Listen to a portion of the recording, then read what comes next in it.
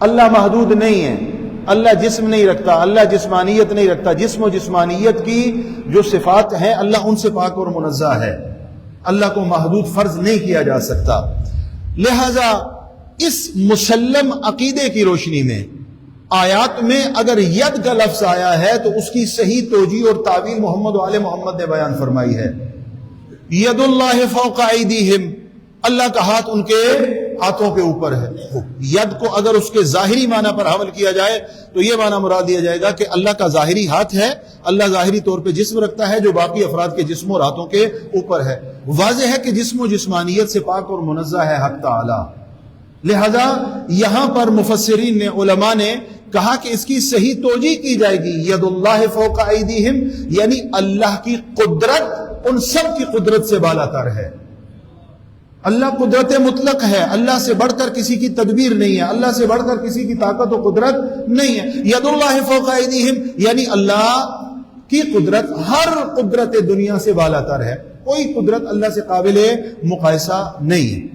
یا مثلا یہ کہا جاتا ہے کہ اللہ عرش پر بیٹھا، تو نہیں ہے کہ اللہ کا عرش اس طرح کا ایک عرش ہے کہ جس طرح کرسی لگی ہے اور لگا ہوا ہے اور اللہ کا ایک جسم ہے. نہ دنیا میں جسم ہے نہ آخرت میں جسم ہے.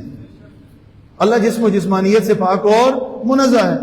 اور وہ عقیدہ بالکل ہمارا عقیدہ نہیں ہے جس میں یہ کہا جاتا ہے کہ وہ جہنم سے پوچھا جائے گا حلم تلاتی، کیا تو جو ہے وہ شکم سیر ہو چکی ہے؟ تو وہ کہے گی حل من مزید، مجھے اور دیا جائے. تو اس وقت جو ہے وہ کہا جاتا ہے کہ اللہ رب العزت اپنی ٹانگ اس میں ڈالے گا تو وہ آواز آئے گی کہ نہیں، اب جو ہے وہ میں بالکل شکم سیر ہو چکی ہوں، اب مجھے کسی چیز کی. یہ مکتب تشیع کا عقیدہ نہیں ہے. اللہ اس معنی میں جسم و جسمانیت نہیں رکھتا. عرش پر مستولی ہوا، یہ تعبیر یعنی عرش قدرت ہے اللہ کا. اللہ کی تدبیر اور قدرت ایسی ہے، چاہے اس دنیا میں ہے چاہے اس دنیا میں ہے، اس جیسی تدبیر کسی کی نہیں ہے. لہذا چاہے آیات قرآنی ہو، چاہے محمد و آل محمد علیہ الصلوۃ والسلام کے نورانی کلمات، اگر یہاں پر کوئی ایسی تعبیر سامنے آتی ہے، جب آیت میں ایسی تعبیر آ رہی ہے تو محمد و آل محمد کے کلام میں آتی ہے، تو اس کو مجبور نہیں ہے ہم کہ اس کے ظاہری معنی پر حمل کریں، بلکہ اس کی صحیح توجیہ کریں گے اور صحیح تعویل کریں گے، ورنہ اللہ کی جسمانیت اور اللہ کا جسم لازم آئے گا. ہم اس عقیدے کے حامل نہیں ہیں. اب اس حدیث کی طرف، یہ تمہید جو عرض کی، اس کی طرف توجہ فرمائیے. معصوم فرماتے ہیں، مولا امام کاظم سے روایت ہے،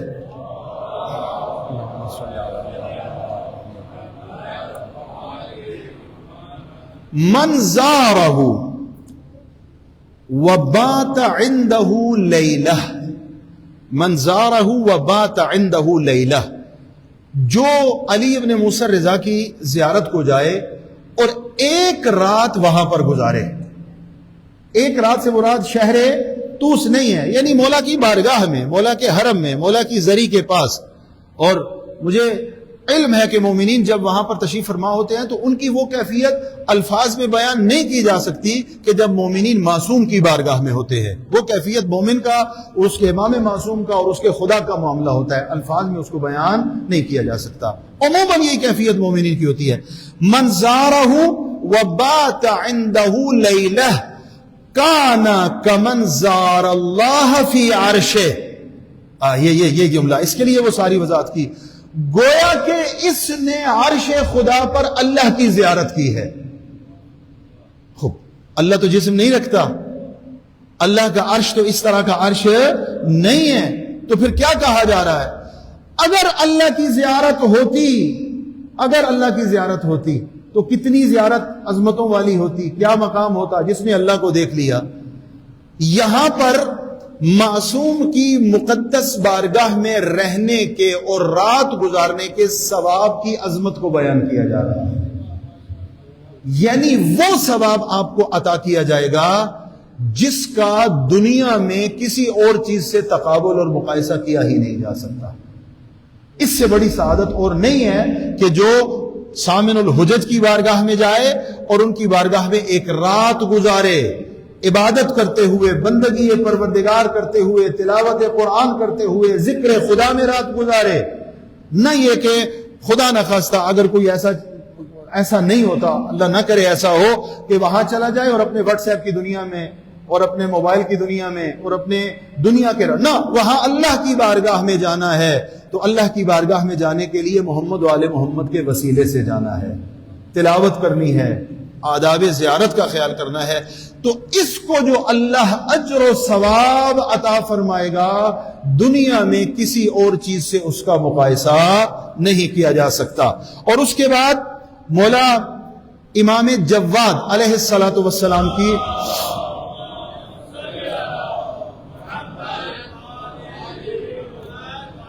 زمن تو لمن زار قبر ابی بطوس، توجہ فرمائیے گا، زمین تو تضمین کرتا ہوں، میں گارنٹی دیتا ہوں کس کو؟ جو میرے پدر بزرگوار کی توس میں زیارت کو جائے گا عارفاً بحقہ، البتہ اس کے حق کی معرفت رکھتے ہوئے. میں کس چیز کی گارنٹی دیتا ہوں؟ ضمنت الجنہ علی اللہ عز وجل، میں گارنٹی دیتا ہوں کہ اللہ کی بارگاہ میں ہم شفیع بنیں گے، اس زائر رضا کو اللہ جنت عطا فرمائے گا.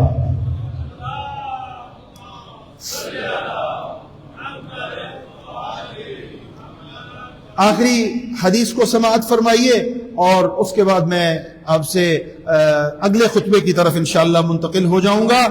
آخری روایت خود مولا سامن الحجج علی ابن موسیٰ الرضا علیہ الصلوۃ والسلام سے منقول ہے. جو مشہد میں توس میں میری زیارت کو آئے گا، من زارنی علی بعد داری و مزاری اتیتہ یوم القیامہ فی ثلاثۃ مواطن، جو میری زیارت کو آئے گا قیامت میں 3 مشکل مقامات پر میں علی ابن موسیٰ الرضا اس کی زیارت کو آؤں گا. جو مشہد میں میری زیارت کو آئے گا میں 3 مقامات پر اس کی زیارت کو آؤں گا. حتی اخلصہ من احوالہا، اور جب قیامت میں اس کی زیارت کو آؤں گا تو قیامت کی ہولناکیوں سے میں اسے نجات دلاؤں گا، قیامت کی مشکلات سے میں اسے نجات دلاؤں گا. پھر آقا ارشاد فرماتے ہیں کون سے وہ اذا تطایرت الکتب یمینا و شمالا، جب نامہ اعمال دائیں اور بائیں ہاتھ میں دیا جا رہا ہوگا وہاں میں اپنے اس زائر کی مدد کو آ جاؤں گا، اس کے نامہ اعمال میں وزن بڑھانے کے لیے میں وہاں پر اس کی زیارت کے لیے آ جاؤں گا. وعند الصراط، اور صراط سے گزرنے کا مرحلہ جو مشکل مرحلہ ہے وہاں پر میں اپنے اس ظاہر کی مدد کو آؤں گا.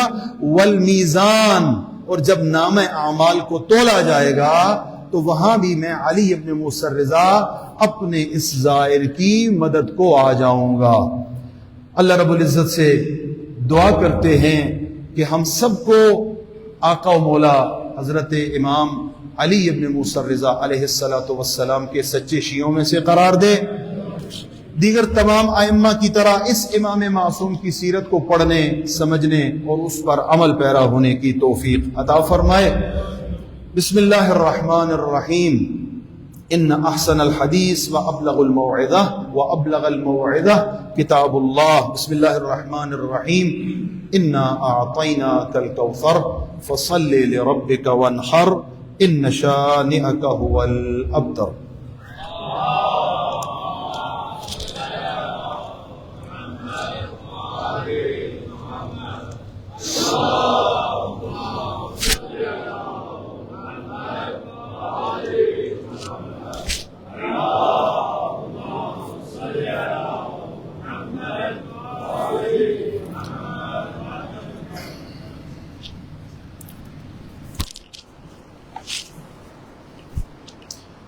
اعوذ باللہ من الشیطان اللعین الرجیم. بسم اللہ الرحمن الرحیم. الحمد للہ رب العالمین والصلاة والسلام علی خیر خلقہ محمد وآلہ الطیبین الطاہرین ولا سیما علی ابن امہ امیر المؤمنین علی ابن ابی طالب علیہ السلام.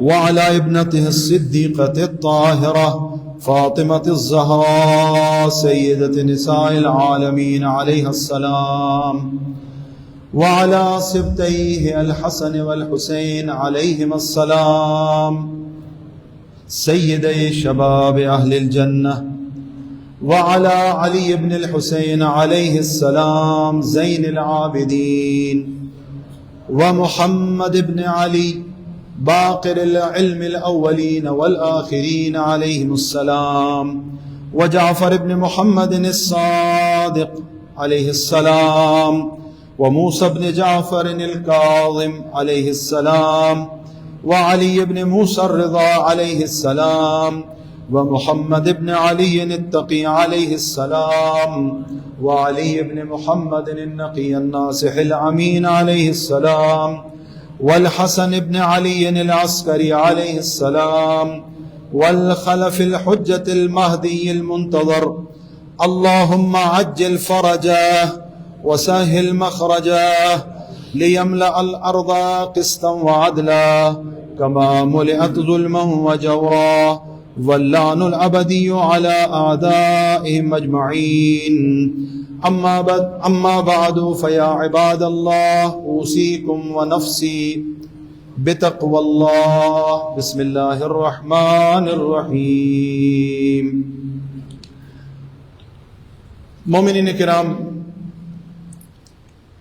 دوسرا خطبہ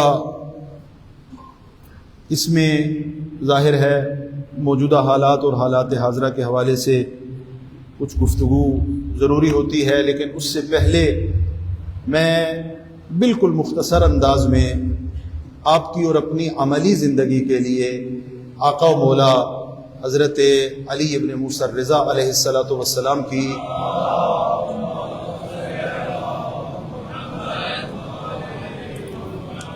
نورانی سیرت سے ایک حدیث اور ایک واقعہ عرض کروں گا، جس میں میرے اور آپ کے لیے بہت سبق ہے اور نورانیت کے کئی پیغامات اس فرمان میں موجود ہیں۔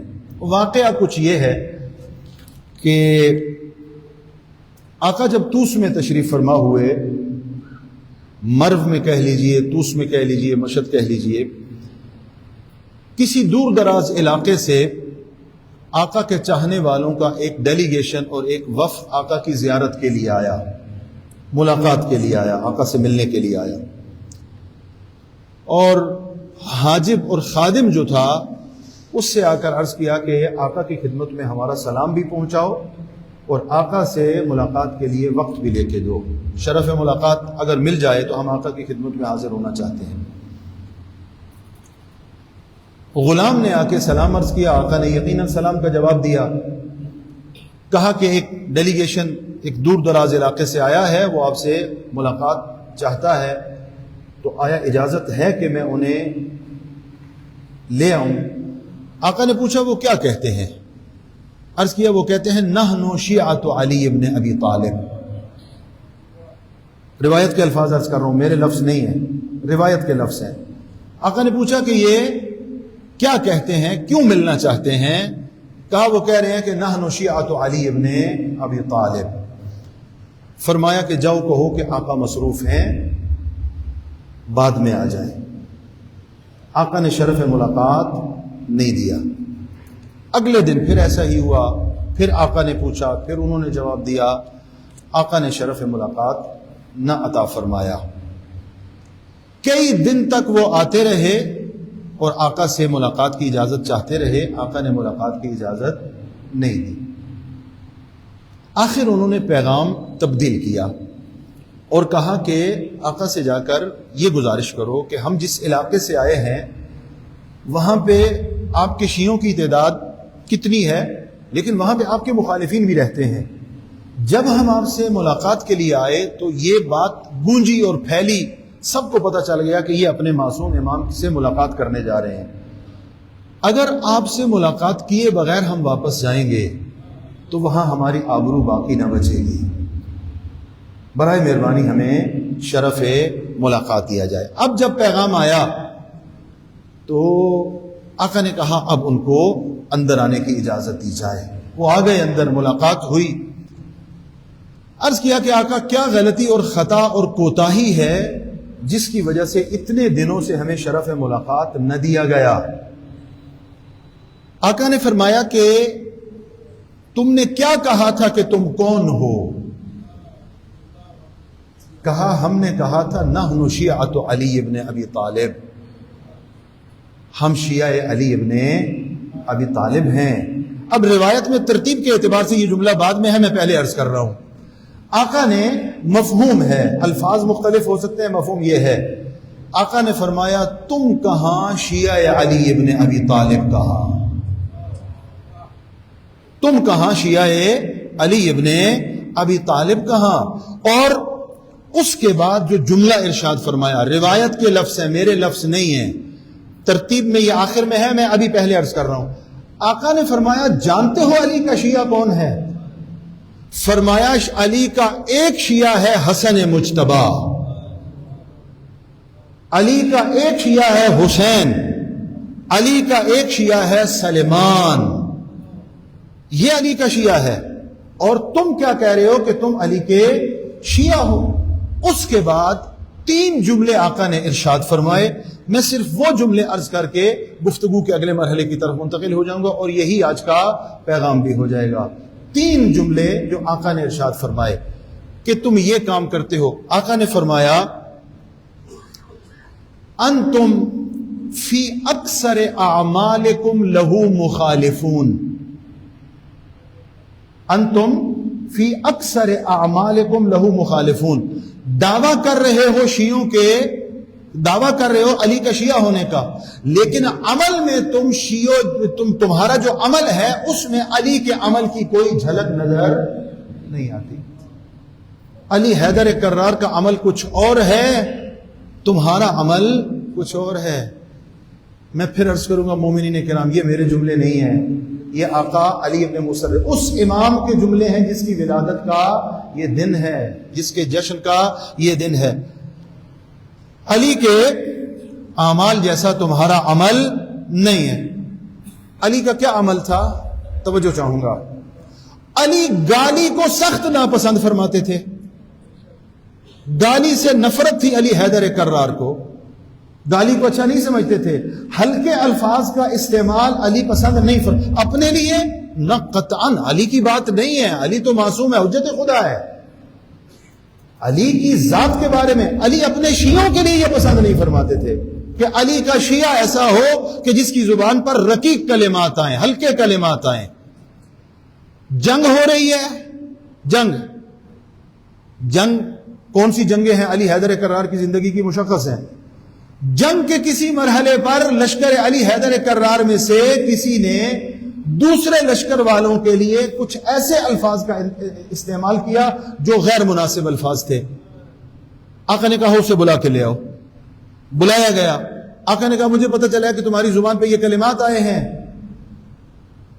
کہا مولا وہ تو اس والا ہے، نام لیا اس کے سردار کا، وہ تو اس والا ہے، لہذا اس کے بارے میں نے اگر کوئی لفظ بول دیا تو کیا ہو گیا؟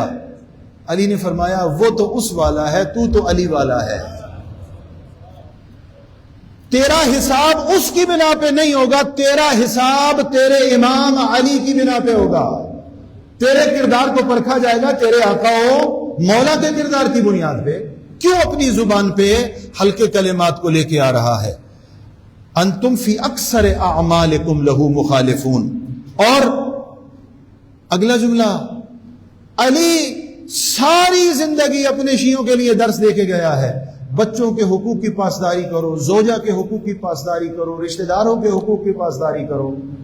اگر علی کا کوئی چاہنے والا ان حقوق میں سے کسی کی پاسداری نہیں کرتا اور پامالی کرتا ہے تو یہ جملہ اس کے بارے میں بھی ہے کہ علی کا کردار کچھ اور ہے، تیرا کردار کچھ اور ہے۔ ہمسایہ کے حق تلفی، وعدہ خلافی، والدین کی بے احترامی، نماز میں سستی، انتم فی اکثر اعمالکم لہو مخالفون۔ اور اگلا جملہ فرمایا مقصرون فی کثیر من الفرائض، اللہ نے جو ذمہ داریاں تمہارے کاندھوں پہ رکھی ہیں تم انہیں بجا لاتے ہو لیکن سستی کرتے ہو، چھوڑ دیتے ہو۔ مقصر کون ہے؟ ایک پاکستانی مقصر ہے، پاکستانی مقصر جس کی اتھارٹی ہر ایک کے پاس ہے، ہر ایک کو. پاکستان ایسا بیچارہ معاشرہ ہے جس میں جو جس کام کا اہل نہیں ہے اس میں وہ رائے دینا سب سے بڑی ذمہ داری سمجھتا ہے. آپ کا اور میرا بیان کیا ہوا مقصر کوئی اور ہے، یہ امام علی ابن موسیٰ الرضا علیہ السلام کا بیان کیا ہوا مقصر ہے. جو بھی اپنے فرائض کو پورا نہیں کرتا وہ علی ابن موسیٰ الرضا کی نگاہ میں مقصر ہے. اپنے واجبات کی بجا آوری نہیں کرتا، اپنے حقوق کو پورا نہیں کرتا، علی ابن موسیٰ الرضا کی نگاہ میں وہ مقصر ہے. اور اگلا جملہ اور آخری جملہ اور اس کے بعد خطبہ انشاءاللہ روبہ اتمام ہے. فرمایا تتہاونون بعظیم حقوق اخوانکم، اپنے مومن بھائیوں کے حقوق بجا لانے میں سستی کرتے ہو. جو اپنے مومن بھائی کے حقوق کو پورا نہیں کرتا وہ شیعہ علی ابن ابی طالب، مولا علی ابن موسیٰ الرضا کی نظر میں وہ شیعہ علی ابن ابی طالب نہیں ہے. اللہ سے دعا ہے کہ ہمیں ایک دوسرے کے حقوق کو پورا کرنے والا قرار دے اور حقوق بجا لانے والا قرار دے. مومنین کرام، موجودہ حالات، معروضی حالات وطن عزیز کے حوالے سے انتہائی مشکل حالات ہیں. اور یہ جو وطن عزیز اس وقت ایک آزمائش میں ہے، ایک ابتلا میں ہے، اور اس آزمائش و ابتلا میں انفرادی طور پہ بھی ہماری ذمہ داریاں ہیں اور اجتماعی اور معاشرتی طور پہ بھی ہماری ذمہ داریاں ہیں. وطن عزیز کا ایک جغرافیہ ہے اور ایک اس جغرافیے کی حفاظت ہے. وطن عزیز کا ایک نظریہ ہے اور اس نظریے کی حفاظت ہے. اگر وطن عزیز کی جغرافیائی حدود پر کوئی نقب لگا رہا ہے تو اس کو وطن عزیز کا غدار کہا جائے گا. وہ وطن عزیز کا مخلص نہیں ہے، وہ وطن عزیز کا چاہنے والا نہیں ہے. اگر وطن عزیز کی جغرافیائی حدود کی پامالی کی فکر رکھنے والا وطن عزیز کی نسبت غدار ہے تو میں آپ سے سوال کرتا ہوں، اگر کوئی وطن عزیز کی نظریاتی حدود کی مخالفت کرتا ہے تو اس کے بارے میں کیا کہا جائے گا؟ فرق نہ کریں. اگر جغرافیائی حدود کی پامالی کے لیے قدم اٹھا رہا ہے تو وہ بھی غدار ہے، اور نظریاتی حدود کے لیے اگر کوئی کام کر رہا ہے، مخالفت کر رہا ہے تو وہ بھی غدار ہے. نہ جغرافیائی حدود کی مخالفت کرنے والوں کے سہولت کار بننا ہے اور نہ ہی نظریاتی حدود کی مخالفت کرنے والوں کو سہولت میسر کرنی ہے اور عطا کرنی ہے. انفرادی ذمہ داری، اجتماعی ذمہ داری، یہ وطن ہماری شان ہے، یہ وطن ہماری آن ہے، اور اسی وطن نے ہمیں وقار دیا ہے، عزت دی ہے، پہچان دیا ہے. ہم جو کچھ بھی ہیں وطن ہے تو ہم ہیں. اور یاد رکھیے، دنیا کے جس ملک میں بھی ہم چلے جائیں ہم دوسرے درجے کے شہری بن سکتے ہیں. پہلے درجے کے شہری اگر کہیں پر ہم ہیں تو ہمارا یہ پیارا وطن پاکستان ہے. لہذا کسی بھی سطح پر وطن عزیز کے حوالے سے، چاہے سوشل میڈیا ہو، چاہے اور پھر ہم ایک دعا کرتے ہیں، ہم دعا کرتے ہیں کہ خدایا ہمیں وطن عزیز پر قربانی دینے والوں میں سے قرار دے. اب دعا کرتے ہیں نا، میں آپ سے سوال کرتا ہوں، یہ جو ہم دعا کرتے ہیں وطن عزیز پر قربانی دینے والوں میں سے قرار دے، اگرچہ اگر قربانی کا وقت آیا تو مکتب حیدر کرار والے سب سے پہلے قربانی دینے والے ہیں، اس میں کوئی شک نہیں ہے. اور اگر کسی کو شک ہے تو ابھی 2 دن پہلے پارا چنار کے غیور خطے کے غیرت مند شیعوں نے مہینوں سے محاصرے میں ہونے کے باوجود ایک اپنا 7 سال کا شہید بھی وطن کے لیے پیش کر دیا. ارتضا توری 7 سال کا شہید. تو مکتب تشیع کی قربانیاں وطن بنانے کے حوالے سے لے کر وطن بچانے کے حوالے تک یہ کسی سے چھپی ہوئی نہیں ہے، اور ہر مرحلے پر شیعہ قوم قربانی دینے کو تیار ہے. لیکن سوال، جب ہم کہتے ہیں کہ ہم قربانی دینے کو تیار ہیں تو کیا اس سے ہماری مراد یہ ہوتی ہے کہ ہم بندوق اور اسلحہ اٹھا کر وہاں سرحد پر چلے جائیں گے؟ اگرچہ وقت آئے تو ہم یہ کام بھی کریں گے، لیکن مراد کیا ہوتی ہے؟ مراد یہ ہے کہ وطن کی جو نظریاتی سرحدیں ہیں ہم اپنی ڈومین میں رہتے ہوئے ہم اس کی حفاظت کریں گے. لہذا اگر کہیں پر سوشل میڈیا کا زمانہ ہے، کسی جگہ پر ریاست کے لیے ایسے الفاظ کا انتخاب کیا جا رہا ہے جس میں افراتفری پیدا کی جا رہی ہے، انتشار پیدا کیا جا رہا ہے، نفرت کی فضا قائم کی جا رہی ہے، ایک شیعہ مسلمان اور وطن عزیز کا پاکستانی ہونے کے حوالے سے ہماری ذمہ داری ہے کہ اس کو وہیں پر اس کا سدجواب کیا جائے اور اس کو روکا جائے۔ بالکل آخر میں اللہ تعالیٰ کا شکر ادا کرتے ہیں کہ جس نے بیریا فیز 7 اور فیز 8 کے مومنین کو یہ عظیم الشان مسجد عطا فرمائی، اور یہ خوش قسمتی ہے کہ جو برادران زحمت فرماتے ہیں مسجد کے اوپر کے حال کا کام بھی شروع ہو چکا ہے، اور ظاہر ہے آپ مومنین اس حوالے سے خواہش بھی رکھتے ہیں، خواہران کی مسجد کا اور خواہران کی مجالس کے حوالے سے ایک سلسلہ شروع کرنے کا پروگرام تھا اور ضروری تھا، تو اس حوالے سے بھی آپ مومنین جو برادران یہاں پر کام کر رہے ہیں اس کے ساتھ رابطے میں انشاءاللہ ہیں، اور مزید آپ کا رابطہ بہتر سے بہتر ہوگا۔ اللہ رب العزت سے دعا ہے کہ ہمیں محمد و آل محمد کے غلاموں میں سے قرار دے، سیرت محمد و آل محمد علیہ الصلوۃ والسلام کو پڑھنے سمجھنے اور اس پر عمل پیرا ہونے کی توفیق عطا فرمائے، وطن عزیز کو استحکام اور سلامتی عطا فرمائے۔ جن برادران و خواہران نے اپنے مریضوں کی شفایابی کے لیے التماس دعا کہا ہے، بحق کے بیمار کربلا، اللہ رب العزت سے دعا ہے کہ انہیں شفاء کاملہ و عاجلہ عطا فرمائے۔